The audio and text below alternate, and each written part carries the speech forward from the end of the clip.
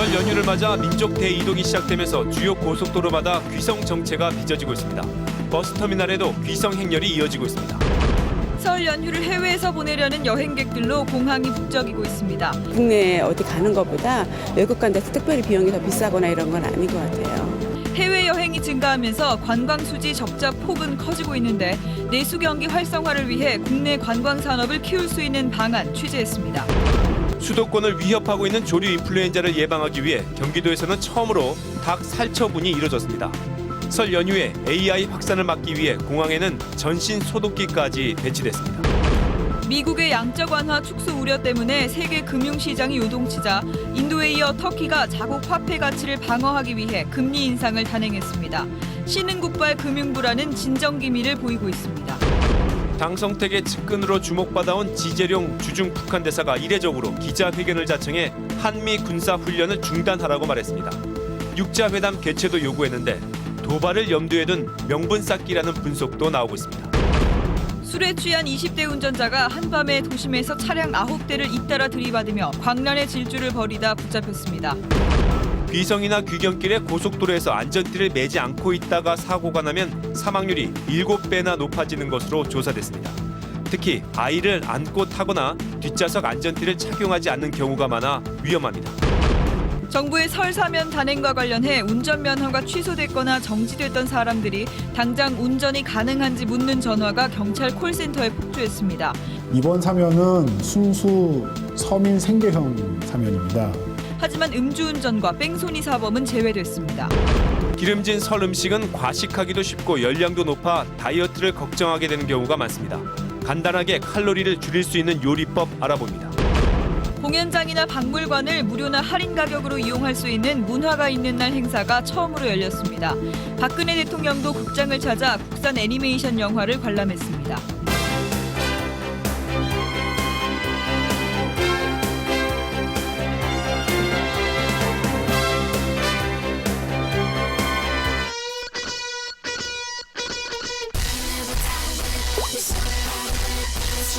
친절한 노트3가 8시를 알려드립니다. 여러분 안녕하십니까? 설 연휴를 앞두고 고향 가는 대이동이 시작됐습니다. 먼저 귀성길 상황 알아보겠습니다. 서울요금소 불러봅니다. 손영 기자, 고속도로 상황 어떤가요? 네, 지금 보시는 것처럼 고향으로 향하는 차들이 아직까지도 쉴 새 없이 밀려들고 있습니다. 퇴근 시간이 지나면서 고속도로 정체가 아주 극심한 상황인데요. 고속도로는 오늘 낮부터 밀리기 시작해 지금은 하행선 대부분 구간이 막힙니다. 폐쇄로 하면 보시겠습니다. 경부고속도로 안성휴게소입니다. 부산 방향으로 거의 움직이지 못하고 있습니다. 서해안고속도로 서평택 분기점입니다. 하행선인 목포 쪽으로 꽉 막혀 있습니다. 영동선 용인휴게소 역시 강릉 방향으로 차들이 거북이 걸음을 하고 있습니다. 지금 승용차로 서울을 출발하면 요금소 기준으로 대전까지 4시간 40분, 부산까지 7시간 20분, 광주는 6시간 20분이 걸립니다. 지금까지 약 32만 대가 수도권을 빠져나갔고 앞으로 자정까지 10만 대가 더 귀성길에 오를 것으로 보입니다. 한국도로공사는 자정까지 정체가 이어지다 잠시 풀린 뒤 새벽부터 다시 막히기 시작해 내일 오전에 절정에 달할 것이라고 내다봤습니다. 지금까지 서울요금소에서 MBC 뉴스 손영입니다. 고속버스를 타고 고향 가시는 분도 많으신데요. 이어서 고속버스 터미널 상황 알아보겠습니다. 김진희 기자, 많이 붐빕니까? 예, 저는 서울 강남의 고속버스 터미널 호남선에 나와 있습니다. 오후부터 붐비기 시작하더니 퇴근 시간이 지나면서 본격적으로 귀성객들이 몰려들어 지금은 보시는 것처럼 북새통을 이루고 있습니다. 호남선과 경부선을 합쳐 오늘 하루 14만 명이 고속버스를 이용해 고향을 찾을 것으로 보입니다. 전 구간 정규표는 이미 매진됐고 지금은 임시버스표만 남아있는데요. 임시버스까지 포함한 예매율은 경부선 93%, 호남선은 91%입니다. 남은 표도 빠른 속도로 팔려나가고 있어서 터미널로 오시기 전에 미리 예매를 하시는 게 좋겠습니다. 자, 이제 승강장으로 나가볼까요? 평소보다 2배 이상 많은 버스가 승강장을 오가고 있습니다. 오늘 하루 투입된 임시버스는 호남선에 926대, 그리고 경부선에는 675대입니다. 미리 나와서 고향 가는 버스를 기다리는 귀성객들로 승강장이 북적거리고 있습니다. 하지만 손에 선물을 들고 환하게 웃는 모습에선 벌써부터 고향의 정겨움이 느껴집니다. 지금까지 고속버스 터미널에서 MBC 뉴스 김진희입니다. 이번엔 귀성길 상황 하늘에서 바라보겠습니다. 지금 경부고속도로 상공에 MBC 취재 헬기가 떠 있는데요. 네, 연결해 보겠습니다. 손병사 기자, 전해 주십시오. 네, 헬기는 지금 경부고속도로 안성분기점 상공을 날고 있습니다. 설 연휴를 하루 앞두고 먼저 귀성길에 나선 차량들로 고속도로가 꽉 찬 상태입니다. 조금이라도 빨리 고향에 갔으면 하실 테지만 올해도 쉽지가 않습니다. 보시는 것처럼 오른쪽 하행선 방향으로 후미등 불빛이 끝없이 이어지고 있는데요. 점심시간부터 시작된 정체가 퇴근 시간을 지나면서 점점 심해지고 있습니다. 지금 헬기는 안성분기점에서 남쪽으로 향하고 있는데요. 안성 휴게소 주차장도 차들이 빼곡합니다. 그래서 차량이 진입하기가 힘들 정도인데요. 긴 시간 차에 갇혀 있다가 잠시 숨을 돌리는 귀성객들 모습도 보실 수 있습니다. 이번 설 연휴는 작년보다 하루 늘었는데요. 연휴 나흘 동안 고속도로 하루 평균 통행량은 373만 대로 작년 설보다 2.3%가 늘어날 것으로 보입니다. 또 설날 하루를 빼고 연휴 기간 내내 비 소식이 있는 만큼 안전운전에 유의하시기 바랍니다. 지금까지 경부고속도로 상공에서 MBC 뉴스 손병선입니다.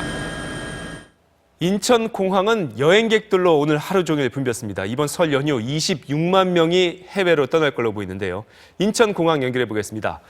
배주환 기자, 네, 지금도 출국자가 많습니까? 네, 지금은 방콕과 하와이 등으로 떠나는 여행객들이 출국장으로 들어가고 있습니다. 오전 한때 시간당 6,300명까지 치솟았던 출국 인원은 지금은 2,000명 수준까지 떨어져서 다소 한산해진 모습입니다. 오늘 인천공항을 통해 6만 6천여 명이 썰물처럼 빠져나갔는데요. 설 연휴 기간 동안 26만 7천여 명이 해외여행을 떠날 것으로 보입니다. 추위를 피해 세부, 발리 등 동남아 휴양지로 향하는 노선은 대부분 항공사의 예약률이 90%를 웃돌고 있습니다. 나가는 사람만큼 들어오는 사람도 많습니다. 중국 춘절 연휴가 시작되는 이번 금요일부터는 8만여 명의 중국 여행객들이 몰려들 예정입니다. 출입국을 다 합쳐 이번 설 연휴 인천공항 이용객이 60만 명에 달해 역대 최다를 기록할 것으로 보입니다. 지금까지 인천공항에서 MBC 뉴스 배주환입니다. 네, 다음 소식입니다. 조류 인플루엔자 AI가 호남과 충청 지방을 넘어서 전국으로 확산될 조짐을 보이고 있습니다. 수도권에서는 오늘 처음으로 살처분이 이뤄졌고요. 경남 밀양에서도 의심 신고가 들어왔습니다. 박소희 기자가 보도합니다. 오늘 경기도 화성의 양계장에서 닭 18,000마리에 대한 살처분이 시작됐습니다. 고병환성 AI가 검출된 시화호에서 15km 떨어진 곳입니다. 방역당국은 1차 간이검사 결과 AI 양성 반응이 나오자 선제적 조치를 결정했습니다. 경기도 주변 농가들은 긴장하고 있습니다. 불안하지, 상당히 청량한 일인데. 오늘 새벽에는 처음으로 경남 밀양의 토종닭 농가에서 AI 의심 신고가 접수됐습니다. 고병원성일 경우도 있고요. 아니면은 또 다른 또 질병일 수도 있고 그렇기 때문에 AI는 전북에서 시작해 전남과 충남으로 확산됐고 이어 경기도와 경남까지 의심 신고가 들어오면서 전국 확산에 대한 우려가 커지고 있습니다. 지금까지 76개 농가에서 살처분된 닭과 오리 등은 모두 213만 9천 마리. 정부는 피해 농가에 160억 원의 예산을 배정하고 절반가량은 선지급 방식으로 우선 지원하기로 했습니다. 방역당국은 이번에 나타난 H5N8형 바이러스는 다른 형과 달리 인체 감염성이 매우 낮은 것으로 확인됐다고 밝혔습니다. MBC 뉴스 박소희입니다. 이런 상황에서 민족 대이동이 있는 이번 설은 AI 확산에 또 하나의 고비가 될 걸로 보입니다. 고향 가는 길 곳곳에서 이 방역 현장 마주치실 겁니다. 전기영 기자가 보도합니다. AI가 발병한 충북 진천에서 경기도 평택으로 들어오는 1번 국도.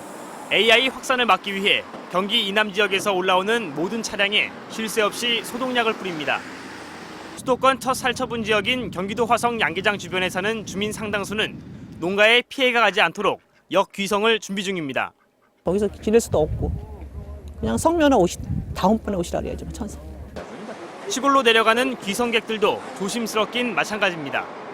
우리가 되지만 그 명절에 가족이 모여서 즐거운 명절을 보내야 되지 않겠습니까? 서울역 대합실에는 신발 소독용 발판이 등장했습니다. 사람이 많은데 발판이 설치되고 하니까 좀 안심이 되는 것 같아요.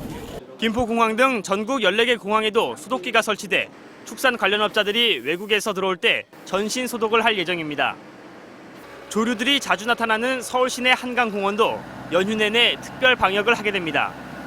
방역당국은 이번 설 연휴가 AI 확산의 최대 고비인 만큼 방역에 최대한 협조해 줄 것을 당부했습니다. MBC 뉴스 전기영입니다. AI 확산 통로로 의심되는 것 중 하나가 철새인데요. 그런데 올해는 예년보다 날씨가 따뜻하다 보니까 이 철새가 어디로 이동할지 종잡을 수 없어서 예방에 더욱 애를 먹고 있습니다. 고병권 기자가 보도합니다.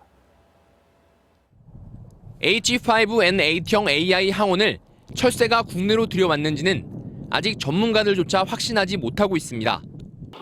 국내에서 처음 발견된 항원인 만큼 철새가 옮겨왔다는 주장도 있지만 지난해 10월 국내에 상륙한 철새가 어떻게 석 달이 지난 최근에서야 폐사했냐는 반론이 맞서고 있는 상황입니다. 가금과 야생조류 간의 어떠한 상호작용에 의해서 발병했을 확률이 높고 확산 여부도 어떤 그러한 이유 때문에 청둥, 가창오리 등의 철새는 충남 서산 천수만에서 시작해 겨울이 깊어갈수록 따뜻한 남도로 서식지를 옮기는 것이 보통입니다. 하지만 올해 겨울은 평년보다 기온이 0.4도가량 따뜻하다 보니 일부 철새들이 남하 대신 오히려 북상하는 경우도 있습니다. 이러다 보니 AI 첫 발생지를 중심으로 북에서 남으로 확산되는 평소 경향에서 벗어나 올해는 수도권과 충남, 전남에서 거의 동시에 발생하고 있습니다. 전문가들은 따뜻한 겨울 탓에 철새가 한반도를 떠나는 3월까지 AI의 확산 방향을 예측하기 어려운 상황이 될 것으로 전망했습니다. MBC 뉴스 고병권입니다. 인도에 이어 터키가 리라화 가치 폭락을 막기 위해 공격적인 금리 인상을 단행했습니다. 신흥국발 금융 불안은 진정세를 보이고 있지만 정부는 상황을 예의주시하며 파급을 최대한 차단하겠다고 밝혔습니다. 장미일 기자입니다. 터키 중앙은행이 임시통화정책위원회를 열고 기준금리를 10%로 무려 5.5%포인트나 인상했습니다. 10%나 폭락한 리라화 약세와 물가 급등을 진정시키기 위해 특단의 조치를 택한 겁니다. %5 hedefine doğru getirmek için elindeki bütün araçları etkin bir şekilde kullanacağından kimsenin şüphesi olmasın. 시장은 즉각 반응해 리라화 가치는 이틀간 7%나 치솟았습니다. 아르헨티나와 브라질 등 다른 신흥국들의 통화 가치도 하락세에 제동이 걸리는 모습입니다. 우리 증시도 기관과 외국인이 매수로 돌아서며 이틀째 반등해 1940선을 회복했습니다. 그러나 정부는 상황을 예의주시하며 긴장의 끈을 놓지 않겠다고 거듭 밝혔습니다. 우리 경제에 대한 과신이나 근거 없는 불안감 모두 경계하면서 냉정하고 차분하게 대응할 필요가 있다고 생각합니다. 전 세계 금융시장이 요동치고 있는 가운데 내일 새벽 미국은 양적 완화 축소 여부를 발표합니다. MBC 뉴스 장미일입니다. 지난해 우리나라 경상수지 흑자가 사상 처음 700억 달러를 돌파했습니다. 정보통신기기 중심으로 수출이 늘어난 데다 국제 원자재 값이 하락해 수입이 줄어든 덕분입니다. 신정현 기자입니다. 지난해 우리나라 경상수지는 707억 3천만 달러 흑자를 냈습니다. 2012년보다 무려 47%가 늘어 역대 최고 기록을 갈아치웠습니다. 환율 악재에도 선방한 수출의 힘이 컸습니다. 반도체와 노트북 등을 중심으로 수출이 3% 증가한 반면 수입은 0.8% 줄면서 상품 수지 규모가 600억 달러를 넘었습니다. 국제 원자재 가격 안정에 따른 요인이고 물량으로 봤을 때는 증가됐기 때문에 불황형 흑자라고 보기는 어렵다고. 해외 현지 공장에서 생산한 이런 스마트폰을 해외로 바로 수출하면서 중개무역 마진이 늘어난 것도 흑자를 내는데 한몫했습니다.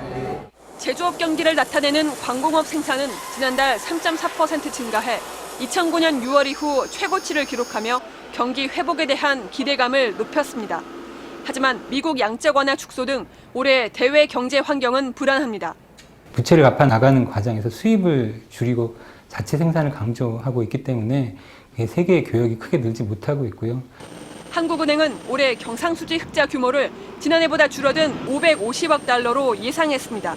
MBC 뉴스 신정연입니다.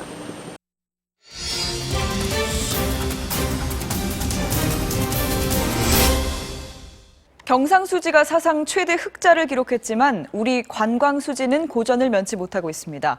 지난 2001년 이후 무려 13년 연속 적자 행진을 이어가고 있는데요. 적자 규모도 눈덩이처럼 불어나서 2010년 이후 4년 연속 30억 달러를 넘어섰습니다.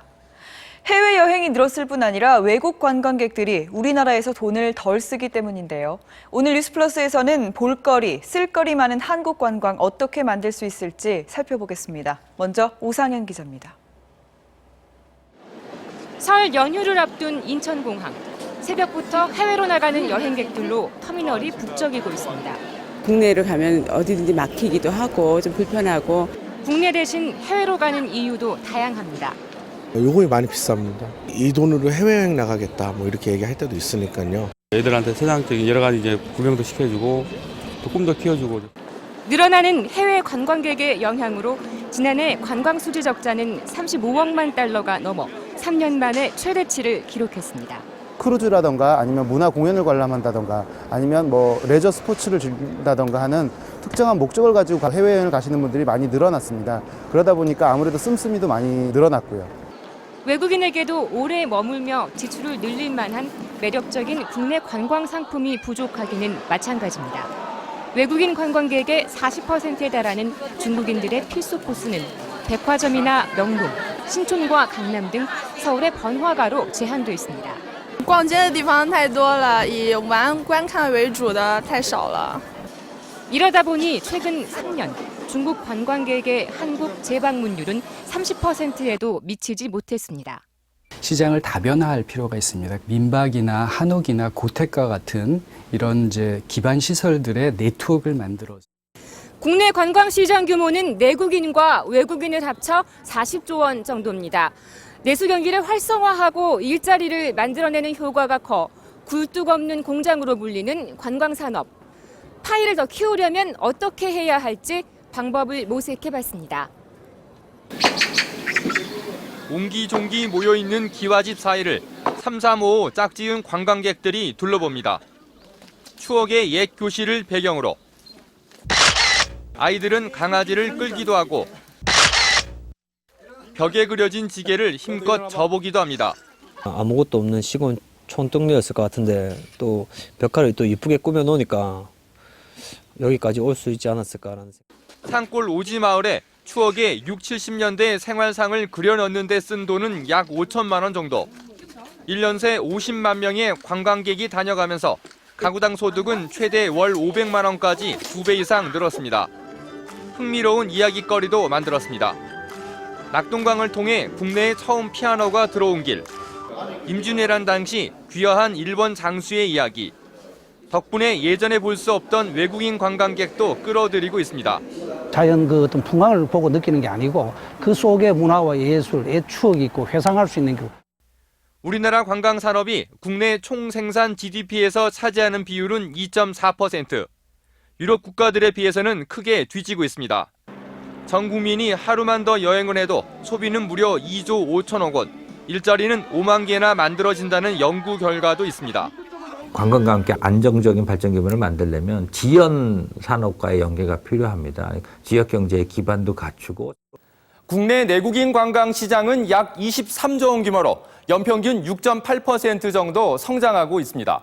하지만 해외 관광이나 외국인 국내 관광 성장률이 10% 이상인 데 비해서는 여전히 부족합니다. 국내 관광 수요를 끌어올릴 만한 상품 개발이 필요한 이유입니다. MBC 뉴스 민준열입니다. 개인정보 대량 유출 사건을 계기로 주민등록번호 말고 개인을 식별할 수 있는 다른 대안은 없는지 여러 방안이 검토되고 있습니다. 어떤 보완책이 논의되고 있는지 오혜정 기자가 보도합니다. 안전행정부는 일반 기업과 공공기관이 대부분 주민등록번호에 기반한 프로그램을 쓰고 있기 때문에 주민등록번호 체계 자체는 그대로 유지하겠다는 방침입니다. 다만 주민등록번호를 수집할 경우 구체적인 법에 근거하도록 할 예정입니다. 정부는 고객이 금융회사와 최초 거래할 때에만 주민등록번호를 제출하게 하는 등 주민등록번호 노출을 최소화하겠다는 방침입니다. 정부는 또 보안 전문가와 금융위원회 등과 협의를 해 주민등록번호 말고도 신원 확인을 할 수 있는 대체 수단 마련에 나섰습니다. 여권번호나 자동차 운전면허 번호를 활용할 수 있을 것으로 보입니다. 또 개인의 주민등록번호와 신상정보를 따로 암호화 관리해 주민등록번호가 노출되더라도 개인 신상정보는 노출되지 않게 하는 방안도 검토 중입니다. 이런 가운데 고객 정보 유출 사건을 계기로 전화 상담에 대한 영업 제한 조치가 내려지면서 해당 직원들에 대한 해고 움직임이 일었지만 금융감독원은 해고하지 못하도록 강력히 규제하겠다고 밝혔습니다. MBC 뉴스 오혜정입니다.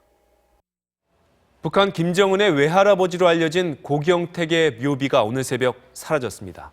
민감한 시기에 묘 위치가 알려지자 친족들이 옮긴 걸로 확인됐습니다. 제주에서 김현선 기자가 보도합니다. 제주시 봉계동의 한 선영, 김정은 외가의 가족 묘지로 알려진 곳입니다. 이곳에는 김정은의 생모 고영희의 아버지인 고경택과 할아버지, 증조부 등 14기의 묘가 안장돼 있습니다. 이 같은 사실이 언론을 통해 알려진 지 하루 만에 북한으로 넘어가 헌묘로 조성된 고경택의 묘가 사라진 채 발견됐습니다. 김정은의 외할아버지인 고경택의 묘가 있던 자리에는 이처럼 비석과 경계석이 모두 사라진 채 발견됐습니다. 경찰 조사 결과 친족들이 부담을 느껴 옮긴 것으로 확인됐습니다. 어제도 보도가 나가버리니까 어떤 가족인지 어떤 그 관계자가 그거에 대한 어떤 불안감이라든가. 사라진 고경택의 묘 표석에는 1913년에 태어나 29년에 일본으로 건너갔으며 99년 사망해 사정상 헌묘를 만들었다고 적혀 있습니다. 김정은의 생모 고영희는 52년 일본 오사카에서 태어나 62년에 북송선을 탄 것으로 파악되고 있습니다. MBC 뉴스 김현선입니다. 북한 장성택의 측근으로 그동안 칩거해오던 지재룡 주중 북한 대사가 이례적으로 오늘 기자회견을 자청했습니다. 무슨 일일까 싶어 달려갔더니 최근 북한이 반복하고 있는 대화 공세였습니다. 어떻게 해석해야 할까요? 베이징에서 김대경 특파원이 보도합니다. 장성택의 측근으로 거취가 주목되어 온 지재룡 주중 북한 대사가 장성택 처형 이후 처음으로 공식 석상에 나타났습니다. 지 대사는 남북관계 개선의 중요성을 강조하면서 한미연합 군사훈련 중단을 거듭 요구했습니다. 내세와 양합해서 동족을 겨냥하고 벌이려는 침략 전쟁 연습인 심리전 독수리 합동 군사 연습부터 중지하라는 것입니다. 또 핵무기는 미국이 북한을 적대시한 정책의 산물임을 강조하면서 육자회담의 조기 개최를 촉구했습니다. 이례적으로 주중 북한 대사관에서 열린 오늘 기자회견에는 중국 내 100여 명의 외신 기자들이 참석해 최근 북한의 대화 공세에 대한 뜨거운 관심을 보였습니다. 글린 데이비스 미국 측 육자회담 대표는 북한이 먼저 달라진 모습을 보이라고 요구했습니다. What we're looking for from North Korea is sincerity, it's movement, action. 지난 24일 유엔 북한 대표에 이어 주중 대사까지 나선 것은 자신들의 대화 의지를 선전하면서 우리 정부를 압박하기 위한 것으로 보입니다. 또 자신들의 요구가 거부됐을 때 추가 도발을 위한 명분으로 삼으려는 사전 포석이란 지적도 있습니다.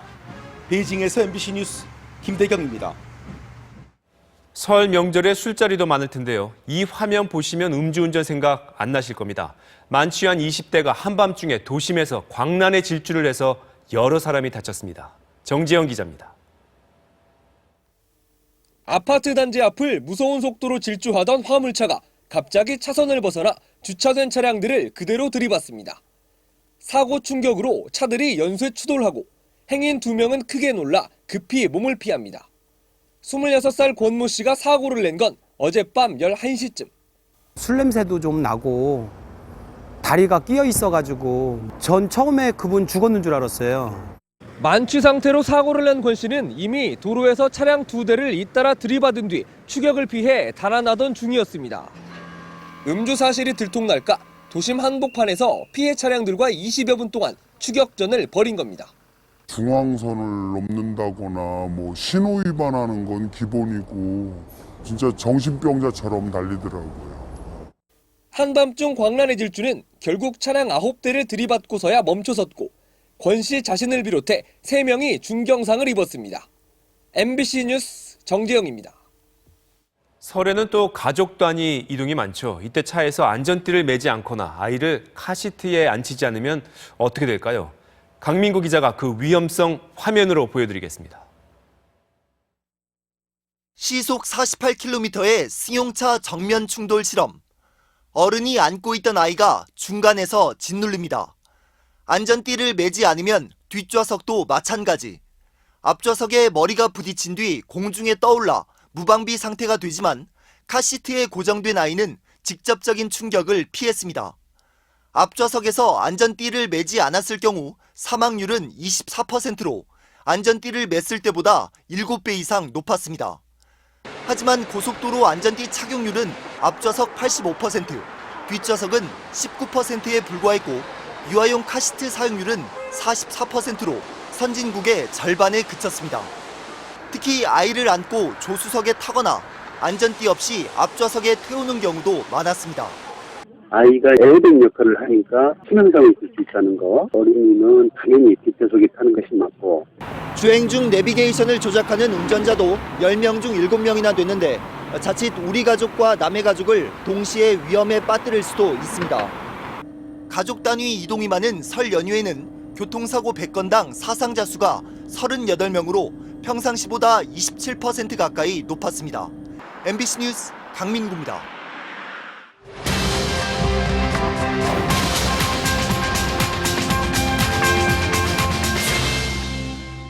김연아 선수의 점프는 정석에 충실하면서도 높이와 거리에서 단연 뛰어난데요. 피겨 여왕의 환상적인 점프에는 과학적인 비밀이 숨어 있습니다. 정희석 기자가 분석해봤습니다. 점프의 교과서로 불리는 김연아의 3회전 연속 점프. 두 번의 폭발적인 도약으로 7m가 넘는 긴 거리를 뜁니다. 엉덩이와 허벅지 등 파워존과 등 근육이 협응해 높게 솟구쳐 오릅니다. 착지할 땐 몸무게 6배에 달하는 300kg의 충격이 한쪽 발에 전달되지만 탄력 넘치는 종아리 넙치근이 스프링처럼 안정적인 착지를 도와줍니다. 겉으로 드러나는 큰 근육이 아닌 체조 선수 같은 잔 근육이 잘 발달돼 있는 게 김연아의 가장 큰 특징인데 신체 근육량이 70% 정도로 피겨 선수들 중에도 단연 높습니다. 이런 장 근육들은 회전할 때 몸의 균형을 잡아주는데 결정적인 역할을 합니다. 연아 선수가 갖고 있는 근육은 적색근, 산소 함유량이 많고 또 유산소성이 뛰어난 근육이라서 같은 키에 다른 여성 평균보다 5cm가량 긴 팔도 숨겨진 비밀입니다. 김연아는 점프 직전 오른쪽 팔과 어깨를 뒤로 충분히 뺍니다. 그리고 긴 팔을 휘둘러 탄력을 얻은 뒤엔 몸을 최대한 움츠려 어깨선과 허리선, 발목 3개의 축이 중력과 수직 방향을 유지하면서 빠르게 회전합니다. 여기에 첫 번째 점프를 뛴 다음 착지할 때 상체를 꼿꼿이 세우고 스케이트날을 얼음 표면에 최대한 밀착시키는 것이 비결입니다. 모든 스피드를 가지고 가서 바로 점프를 뛰고 또 그 점프의 높이나 비거리가 굉장히 정확하기 때문에 타고난 재능에 성실한 노력으로 21세기 가장 완벽한 선수란 찬사를 받는 김연아. 피겨 여왕이 자신의 두 번째 올림픽 대관식을 준비하고 있습니다. MBC 뉴스 정희석입니다. 소치 올림픽 개막이 어느덧 9일 앞으로 다가왔습니다. 소치의 밤은 낮보다 더 아름답다고 하는데요. 그 매혹적인 야경을 이명진 기자가 보여드립니다. 소치의 밤이 찾아옵니다. 화려한 자태를 드러낸 올림픽 파크. 저마다 고운 빛깔로 소치의 밤을 수놓습니다. 거북이 등 모양의 주 경기장엔 꽃이 피어나고 바로 옆 은은한 빛으로 물든 성활에는 하늘을 찌를 듯 우뚝합니다. 무지개가 넘실대다 어느새 불꽃이 타오르고 경기장을 휘돌아가는 불빛은 마치 스케이트 선수들이 코너를 도는 듯합니다. 형형색색의 화려함에 발걸음을 멈추고 사진기를 꺼내듭니다. It's really colorful and really nice. It's very comfortable to walk at this time of the night. 소치만의 특별한 야경은 조직위원회의 야심작입니다. 최첨단 기술을 접목하며 심혈을 기울였습니다. This is one-of-a-kind technology and design in the world. This is an experimental model that will set a benchmark for the whole world. 낮에는 뜨거운 메달 경쟁으로, 밤에는 화려한 야경으로 소치는 지금 전 세계를 유혹하고 있습니다. 소치에서 MBC 뉴스 이명진입니다. 자주 소변이 마렵거나 심한 통증까지 생기는 방광염. 신체적 특성으로 인해서 환자의 90% 이상이 여성이라고 하는데요. 한 번 걸리면 나아도 자주 재발하기 때문에 주의가 필요합니다. 신지영 기자입니다. 귀성행렬로 꽉 막힌 도로. 소변이 자주 마려운 방광염 환자들에게 이렇게 몇 시간 동안 차에 갇혀 화장실도 못 가는 상황은 상상하기 힘든 고역입니다. 아팠다가 매롭다가 화장실 가면은 또 안 매로워서 또 나오면 또 가고 싶고. 하루 8번 이상 소변을 보는데도 잔뇨감이 남아있고 소변을 볼 때 통증을 느낀다면 방광염을 의심해봐야 합니다. 요도를 통해 침입한 균이 방광벽에서 염증을 일으키면 방광염이 되는데 지난해 방광염으로 진료를 받은 152만 명 가운데 여성이 94%로 압도적으로 많았습니다. 남성은 요도 길이가 대략 15cm인 것에 비해 여성은 3cm 정도로 매우 짧아 균이 더 쉽게 침입할 수 있기 때문입니다. 방광염 여부는 소변 검사로 쉽게 알 수 있고 약을 먹으면 대부분 3일 안에 낫지만 방치할 경우 더 큰 병이 될 수 있습니다. 위쪽으로 타고 올라오면 신장으로 타고 올라가서 신우신염을 일으키거나 해서 꽤 위험한 상황을 일으킬 수도 있습니다. 소변을 오래 참으면 균이 방광 내에 오래 머물게 되므로 과도하게 참지 말아야 하고 적당량의 수분 섭취를 통해 소변을 원활히 배출하도록 해야 합니다. MBC 뉴스 신지영입니다.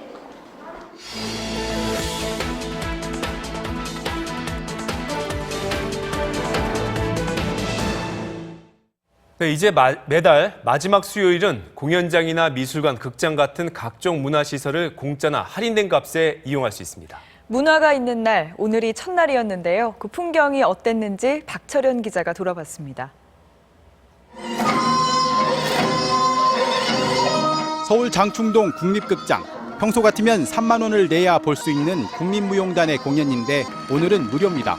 문화행사를 많이 하고 싶어도 사실 생활을 하면서 경제적으로 이런 것들에 많이 저희가 할애를 못하는 부분이 있거든요. 경복궁과 독수궁을 비롯한 4대 고궁과 종묘, 조선왕릉 14곳도 입장료를 받지 않았습니다. 전국의 국공립박물관과 사립박물관 70곳, 평소 5천 원에서 7천 원을 내야 했던 국공립미술관도 오늘은 공짜입니다. 평소 이 전시회가 굉장히 보고 싶었던 전시회거든요. 그런데 오늘이 문화의 날이라고 해서 무료로 관람할 수 있다고 해서 한번 나와봤습니다. 문화가 있는 날이라고 동원당 10,000원을 내고 있고요. 150여 개 영화관에서는 퇴근 시간대에 3,000원씩 할인해주고 농구와 배구 경기장에선 입장료를 절반만 받았습니다.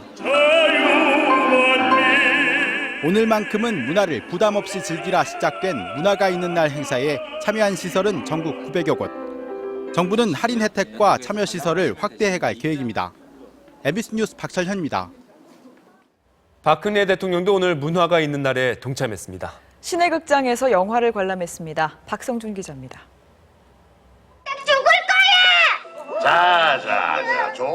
박근혜 대통령이 어린이들과 함께 3D용 안경을 쓰고 영화 땅콩 도둑 등 넛잡을 즐겼습니다. 넛잡은 순수 국내 자본 작품의 국산 애니메이션으로 지난 17일 북미 개봉 이후 4천만 달러, 약 428억 원이 넘는 수입을 올리고 있습니다. 박 대통령은 문화의 힘과 청소년에게 문화가 미치는 영향 등을 설명하면서 매달 마지막 수요일 문화가 있는 날에 많이 참여해달라고 당부했습니다. 많은 분들이 아무쪼록 이런 날에 그런 공연장이나 이런 데를 찾아서 문화를 더욱 즐기고 사랑할 수 있는 좋은 계기가 됐으면 합니다. 또 박 대통령이 주재했던 무역투자진흥회의에 넛잡 제작진이 참석해 지원을 요청했던 사연을 소개하면서 문화예술에 대한 적극적인 지원을 약속했습니다. 박 대통령은 이어 자신의 페이스북에 60년 만에 돌아온 청마의 해, 모든 분들의 소망이 이루어지길 바란다고 밝혔습니다. MBC 뉴스 박성준입니다. 교학사의 한국사 교과서를 채택한 학교가 처음으로 나왔습니다. 부산의 부성고등학교입니다. 정원주 기자입니다. 부산 남구에 있는 부성고등학교가 학교 운영위원회를 열어 참석위원 10명 만장일치로 교학사의 한국사 교과서를 채택하기로 했습니다. 역사교과서 관련 TV 토론 등도 참조했다고 밝혔습니다. 대한민국 체제의 정통성, 산업화의 공과, 북한의 인권 문제와 군사 도발 등을 제대로 다뤘다는 게 학교 측 평가입니다. 북한의 핵개발 문제 이런 것들에 대한 것이 좀 뭔가 자세하게 기술되어 있기 때문에 학생들한테는 이런 교육이 좀 돼야 안 되겠느냐 싶어서 그래요. 부성고의 교학사 교과서 채택 사실이 알려지자 학교 홈페이지에는 격려와 항의성 댓글이 쇄도했습니다. 부성고 측은 반대 목소리가 크더라도 교과서를 복수 채택하거나 철회할 생각은 없다는 입장입니다. 지금까지 교학사 교과서는 전주, 상상고 등 전국 20여 개의 고교가 채택했다가 정교조와 시민사회단체 등의 거센 반발에 철회한 바 있습니다. MBC 뉴스 정은주입니다. 명절 때 가족들이 모이면 정치 얘기도 많이 하게 되고 자연스럽게 여론이 형성됩니다. 이번 설은 특히 6월 지방선거에 영향을 주겠죠. 여야 지도부가 귀성길에 총출동했습니다. 김세로 기자입니다. 귀성 인파가 몰린 서울역 승강장. 새누리당 지도부는 귀성객들에게 복주머니 모양의 홍보물을 전하면서 부동산 양도세 중과 폐지와 외국인 투자 유치 등 정부와 여당의 정책 성과를 알리는 데 주력했습니다. 다시 한번 재충전하여 올해를 청마의 기상 그대로 힘차게 도약할 수 있는 한 해가 되었으면 합니다. 민주당 지도부는 호남선 이용객이 많은 용산역을 찾았습니다. 잘 다녀오세요. 홍보물에 국정원 개혁과 소득세 최고세율 하향 조정 등을 담아 알렸고 김한길 대표는 설 연휴 동안 충청과 호남 지역을 찾아다니기로 했습니다. 명절 기간에도 나라의 안전과 국민의 편의를 위해서 쉬지 못하시는 분들께 위로와 감사의 말씀을 전합니다. 통합진보당 이정희 대표와 정의당 천호선 대표도 각각 30분 간격으로 서울역을 찾아 시민들에게 귀성 인사를 전했습니다. MBC 뉴스 김세로입니다. 명절 음식은 기름지고 열량이 높은 게 부담인데요. 간단한 조리법으로 이런 걱정을 덜 수 있다고 합니다. 양효걸 기자가 소개합니다. 대표적인 명절 음식 전을 부치는데 기름이 빠질 수 없습니다. 기름을 이렇게 안 쓸 수가 없어. 이렇게 기름을 넉넉히 부어야 이렇게 노릇노릇해 이쁘게 구워지거든요. 맛깔나게 나물을 볶는데도 생선을 노릇노릇하게 익히는데도 또 기름입니다. 떡국 한 그릇에 잡채, 돼지고기전으로 한 끼상을 차렸을 때 총 열량은 1000kcal. 후식으로 식혜와 과일까지 더하면 하루 권장 칼로리의 4분의 3이 넘습니다. 하지만 이런 부담스러운 명절 음식도 일부 재료나 조리법을 살짝 바꾸는 것만으로 열량을 20에서 30%까지 줄일 수 있습니다. 쇠고기 양지 대신 사태 부위를 쓰면 열량이 적은 국물을 우릴 수 있고 고기전을 호박전으로 바꾸고 생선은 기름을 두른 프라이팬 대신 불에 굽습니다. 잡채와 나물류는 무침으로 조리하면 열량이 최대 35%까지 줄어듭니다. 똑같이 한 상을 차려도 전체 열량은 20% 줄었습니다. 기름량을 줄임으로써 볶거나 튀기는 조리법을 데치거나 굽는 것이 열량이 높은 갈비찜이나 떡국보다 나물을 먼저 섭취하고 술을 줄이고 대신 차를 많이 마시면 과식을 예방할 수 있습니다. MBC 뉴스 양효걸입니다. 정부의 설 사면으로 운전면허가 취소됐거나 정지됐던 사람들도 혜택을 보게 되는데요. 당장 이번 설에 차를 몰고 고향에 갈 수도 있으니까 잘 알아보셔야겠습니다. 박성원 기자가 전해드립니다. 경찰 콜센터에는 하루 종일 전화가 울렸습니다. 저희가 오늘 전화 폭주로 인해서 시스템이 약간 불안정하거든요. 정지됐던 운전면허를 다시 쓸 수 있는지, 쌓여있던 벌점은 언제부터 없어지는지를 묻는 전화들입니다. 선생님 이번에 특별 감면 대상이 되어서 벌점 삭제되었습니다. 특별 감면은 지난 2009년 6월 30일부터 지난해 12월 22일까지 받은 행정처분에 적용됩니다. 이 기간에 부과된 벌점은 모두 없어졌고 정지됐던 면허는 효력이 되살아나 운전을 할 수 있습니다. 또 면허 취소에 대한 이의 신청 등으로 취소가 확정되지 않았다면 이 역시 없던 일이 됩니다. 이미 면허 취소가 확정된 상태라면 바로 운전을 해서는 안 되지만 결격 기간이 사라져 즉시 면허 시험을 다시 볼 수 있습니다. 그러나 지난 10년 동안 면허 정지나 취소 처분을 받고서 특별 감면을 받았던 사람들은 이번엔 혜택을 볼 수 없습니다. 또 음주운전을 했거나 뺑소니를 했을 경우에도 이번 감면 대상에 포함되지 않습니다. 일상생활을 하면서 조금씩 이렇게 위반했던 분들을 불편을 덜어드리고자 하는 그런 취지였기 때문에 이번 특별 감면으로 어떤 혜택을 볼 수 있는지는 182 콜센터나 가까운 경찰서 홈페이지 등에서 확인할 수 있습니다. MBC 뉴스 박성원입니다. 신종 조류 인플루엔자가 창궐하고 있는 중국에서 처음으로 사람 간 전염이 확인돼 파장이 커지고 있습니다. 베이징에서 고주룡 특파원이 보도합니다. 중국 저장성 항저우시 한 가정에서 일가족 3명이 신종 조류 인플루엔자에 감염된 것으로 오늘 확인됐습니다. 이들은 남편과 부인, 딸이 연속적으로 감염돼 보건당국이 사람 간 전염 여부를 조사 중입니다. 이에 앞서 지난해 저장성 후저우시에서 잇따라 감염된 장인과 사위는 사람 간 전염이라고 신화통신이 보도했습니다. 보건당국은 그러나 이번에 확인된 사람 간 전염은 아주 특별한 경우라고 밝혔습니다. 它是非常有限的人传人，但是它根本不具备就持续的在人际间广泛传播的能力。 중국 공안당국도 최근 환자를 돌보던 의사가 전염돼 치료를 받았다는 등 근거 없는 소문에 대해 강력한 단속에 들어갔습니다. 이번에 사람 간 전염이 확인된 것은 중국에서 확산되고 있는 H7N9형으로 한국의 H5N8과는 다른 것입니다. 주중 한국 대사관은 신종 조류 인플루엔자가 창궐함에 따라 저장성 등 중국 여행 시 주의해 줄 것을 당부했습니다. 중국에서는 올해 들어 한 달 사이에 H7N9형 AI 감염자가 100여 명을 넘어섰으며 이 가운데 20여 명이 숨졌습니다. 베이징에서 MBC 뉴스 고주룡입니다. 원자력 발전소의 수소 폭발을 막아주는 핵심 부품에 시험 성적서를 위조해 납품한 업자가 구속됐습니다. 김지만 기자의 단독 보도입니다. 원자로 내부에 차오른 수소가 폭발하면서 발생한 일본 후쿠시마 원자력 발전소 방사능 유출 사고. 이런 수소 폭발을 막기 위해서는 수소를 미리 제거해주는 수소 점화 장치라는 부품이 필요합니다. 제조업체 사장 64살 하모 씨는 국내 원전에 납품한 이 핵심 부품의 시험 성적서를 위조한 혐의로 구속됐습니다. 지난 2009년 신고리 125기와 신월성 125기에 장착된 수소 점화 장치 30여 대를 3억 3천만 원에 납품했는데 이 과정에서 받지도 않은 안전성 시험에 통과했다고 허위 성적서를 꾸민 것으로 드러났습니다. 몰라요. 저는 아무것도 몰라요.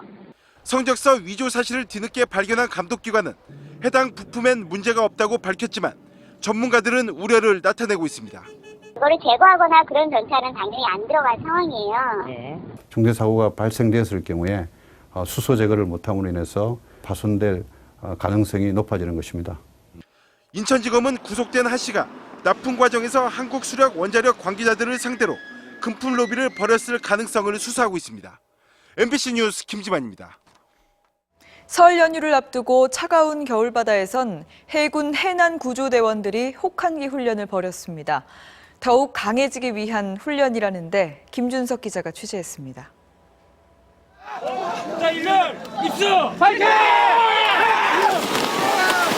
얼음장같이 찬 겨울바다로 해군 해난구조대 SSU 대원들이 뛰어들었습니다.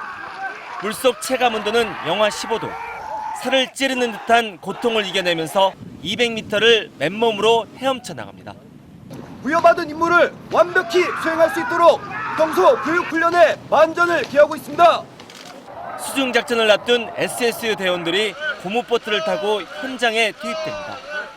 대원들은 두께가 5mm도 안 되는 얇은 잠수복을 입었습니다.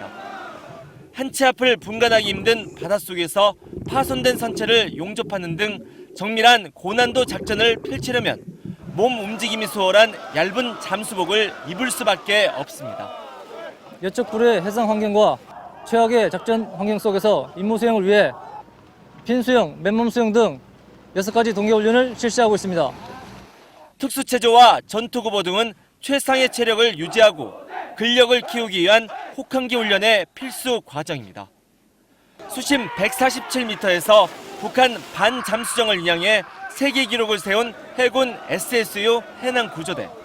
바다의 119이자 한계를 모르는 진정한 바다 사나이들입니다. MBC 뉴스 김준성입니다.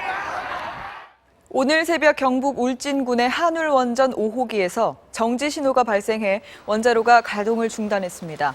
고장으로 원자로 가동 자체가 중단된 것은 이번이 처음으로 한국수력원자력 측은 정확한 사고 원인을 파악 중이라고 밝혔습니다. 대법원은 수사 중이던 여성 피의자와 성관계를 맺은 혐의로 기소된 이른바 성추문 검사 전모 씨에 대한 상고심에서 징역 2년의 실형을 확정했습니다. 현직 공무원과의 성관계가 뇌물죄에 해당한다는 대법원의 판단은 이번이 처음입니다. 윤병세 외교부 장관은 오늘 일본군 위안부 피해자 시설인 나눔의 집과 정신대 문제대책협의회를 잇따라 방문해 위안부 할머니들의 명예가 회복되도록 하겠다고 말했습니다. 외교부 장관의 위안부 시설 방문은 이번이 처음으로 일본의 계속된 역사 도발에 대한 비판 행보로 해석됩니다.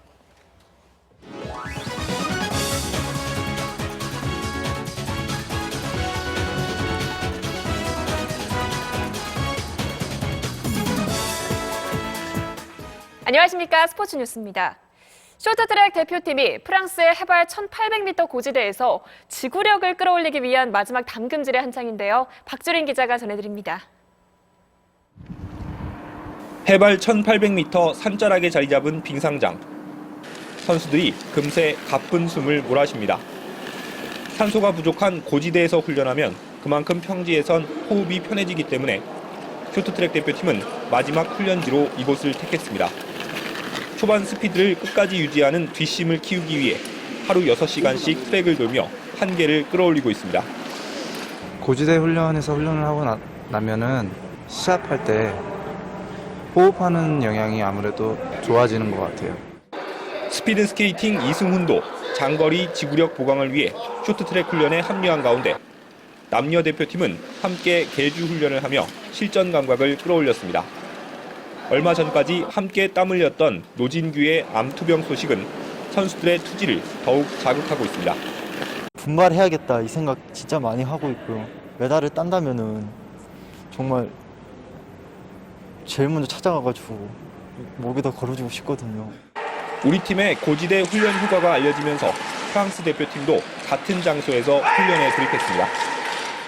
더 이상 절대 강자가 없는 쇼트트랙에서 우리 대표팀은 금빛 영광을 재현하기 위해 이곳 고지대 훈련으로 마지막 승부수를 띄웠습니다. 프랑스 퐁로뮤에서 MBC 뉴스 박주린입니다. 홍명보 감독이 이끄는 축구대표팀이 내일 북중미의 강호 멕시코와 평가전을 갖습니다. 코스타리카전보단 조금 힘든 승부가 예상되는데요. 현지에서 임명현 기자가 전합니다. 홍명보호가 멕시코전을 치를 샌 안토니오에 입성했습니다. 멕시코 국경과 차량으로 2시간 거리인 사실상의 적지. 날씨도 영하 1도로 이과수나 LA보단 훨씬 추웠지만 선수들은 컨디션 조절을 자신했습니다. 생각보다 많이 추워서 좀 당황하긴 했는데 그런 부분도 저희가 뭐 이동거리나 날씨나 환경 같은 부분도 저희가 월드컵에 가서 경험을 해야 되는 부분이기 때문에. 멕시코는 피파 랭킹 21위 북중미 전통의 강호. 돔구장에서 뿜어낼 5만여 멕시코 팬들의 열기도 부담스럽고 월드컵 공인구 브라주카를 처음 사용한다는 변수까지 있습니다. 홍명보 감독은 공격진과 미드필드의 유기적인 움직임을 보완하겠다며 선발 명단의 변화를 예고했습니다. 이에 따라 코스타리카전과 달리 측면 미드필더의 새 얼굴을 기용하거나 중원에 변화를 줄 가능성이 점쳐집니다.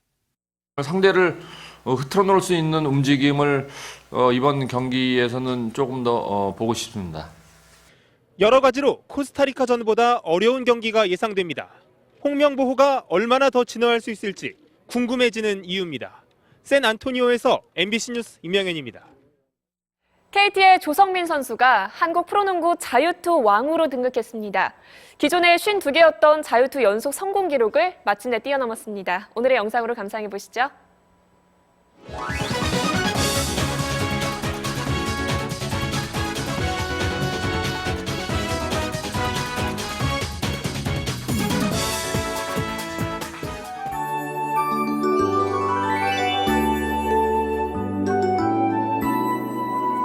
고향날 준비하느라 많이 바쁘시죠? 오늘도 가상민속마을에서 날씨를 전해드립니다. 지금 남서쪽에선 먹구름이 몰려오고 있습니다. 늦은 밤 전라도를 시작으로 새벽에는 경남 지방까지 비가 내리겠습니다. 내일 아침부터 낮 사이엔 북서쪽 비구름이 중부지방을 중심으로 비를 뿌리겠는데요. 양은 5mm 미만으로 적겠지만 빗길 속 안전운전 하셔야겠습니다. 비가 그친 뒤 오후부턴 옅은 황사가 나타날 가능성이 있어 호흡기가 약하신 분들은 대비하시는 게 좋겠습니다. 설날인 모레는 새벽까지 황사가 이어지는 곳이 있겠지만 낮에는 맑아서 활동하는 데 무리가 없겠습니다. 아침 공기는 조금 차가워지겠는데요. 이른 시간 성묘하러 가신다면 따뜻하게 입으셔야겠습니다. 본격 귀경이 시작되는 토요일은 종일 비가 내려 불편이 우려됩니다. 아침에 중부 서해안부터 비가 오기 시작해 차츰 전국으로 확대되겠고요. 비구름도 제법 발달해 양이 꽤나 많을 것으로 보입니다. 연휴 마지막 날인 일요일은 다행히 비구름이 일찍 물러가겠습니다. 서울과 수도권 지방은 새벽에 비가 그치겠고 그 밖의 지방도 낮에는 개겠습니다. 다시 출근이 시작되는 월요일은 바람이 강하게 불면서 추워지겠습니다. 해상에선 거센 풍랑이 일겠으니 뱃길 이용하시는 분들은 주의하셔야겠습니다. 날씨였습니다. 뉴스데스크 여기서 마치겠습니다. 여러분 고맙습니다.